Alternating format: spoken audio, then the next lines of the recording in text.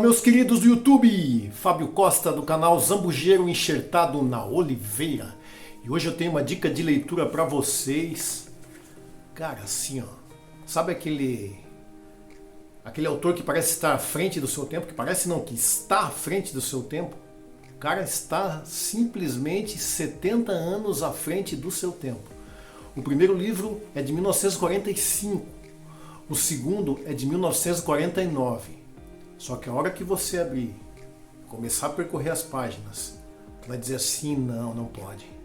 Isso aqui não foi escrito há 70 anos atrás, isso aqui foi escrito ontem. Isso aqui é de hoje, do contexto em que a gente está hoje em dia. Eu estou falando do box de George Orwell, A Revolução dos Bichos, em 1984.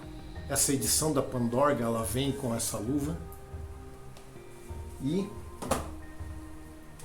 os dois livros, o primeiro, A Revolução dos Bichos, que nós podemos definir como a forma que se estabelece um regime totalitário, e o segundo, 1984, é o regime totalitário já instalado.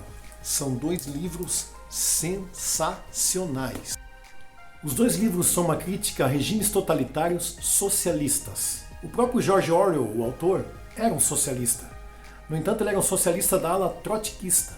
Em 1917, quando a Revolução Comunista se deu, quando a Revolução Bolchevique se deu na União Soviética, Lenin a tomou pela força armada. Mais tarde, Stalin herdou o poder.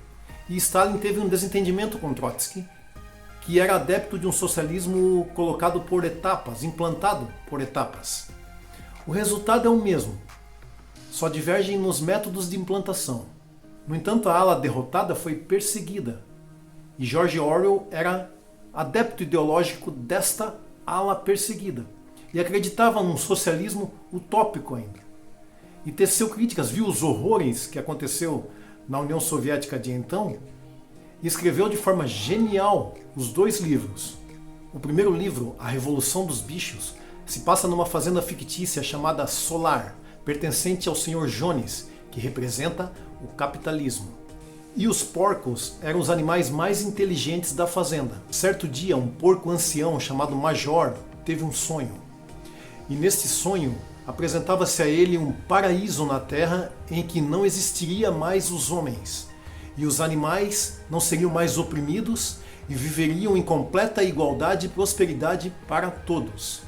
Então os porcos, por serem os animais mais sagazes, eles reuniram os outros animais e planejaram uma revolução, colocar isso em prática, destronar o Sr. Jones, prometendo um paraíso na Terra em que todos os animais seriam iguais.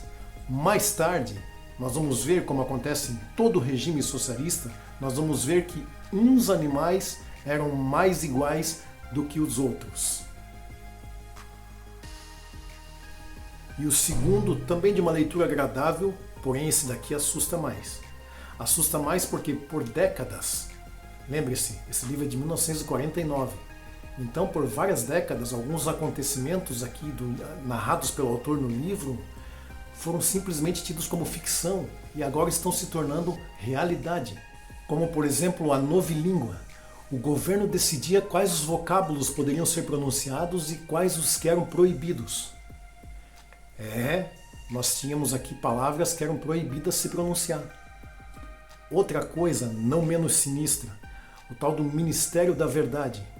Era uma divisão do governo encarregada para decidir o que era verdade e o que não era. Pouco importava os fatos, a verdade era aquilo que era conveniente ao governo. Veja as nossas agências de fact-checking hoje. Sabe aquelas agências encarregadas de dizer o que é verdade ou não é nas redes sociais? Você sabia que elas são patrocinadas pelas grandes Big Techs? Facebook, Google, Apple, Microsoft, Amazon, entre outras? Sabe o que significa isso? Você sabe qual é o viés ideológico dessas mega empresas? Você sabe quais campanhas eles financiam? Vocês sabiam que eles patrocinam pautas progressistas no mundo inteiro? Sendo um dos maiores financiadores do Partido Democrata, a esquerda norte-americana? E que também derramam rios de dinheiros através de ONGs aqui no Brasil, apoiando causas de viés progressista como o aborto, ideologia de gênero, entre outras? Você sabia que este mesmo fundo patrocina as agências de fact-checking? Aqui no Brasil, as agências de fact-checking mais conhecidas são a Aos Fatos e a agência Lupa.